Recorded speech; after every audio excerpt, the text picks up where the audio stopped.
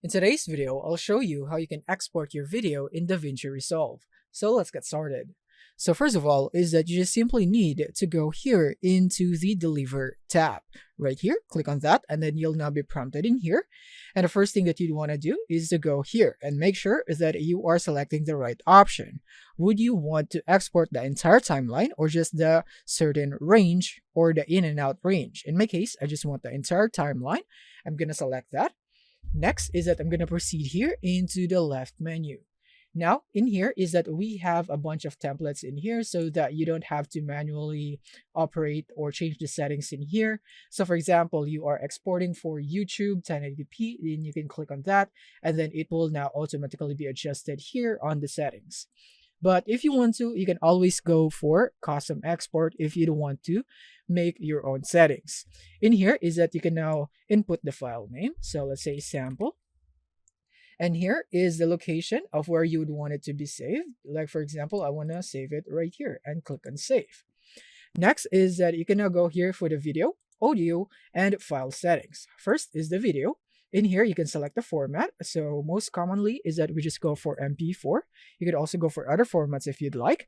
And then the codec is H.264 commonly.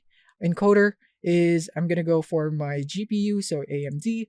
And then you have the resolution in here. You can stick to 1080p if that's enough. And then you could also go higher if needed or if you can.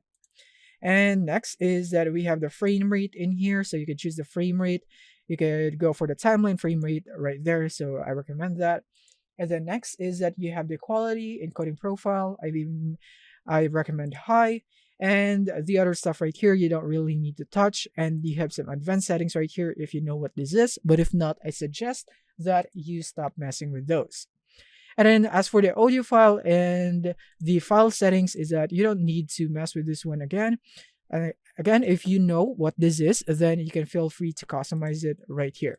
And now once you're done with your settings, you can now navigate in here into the add to render queue button. Click on that and then you'll be able to see it right here.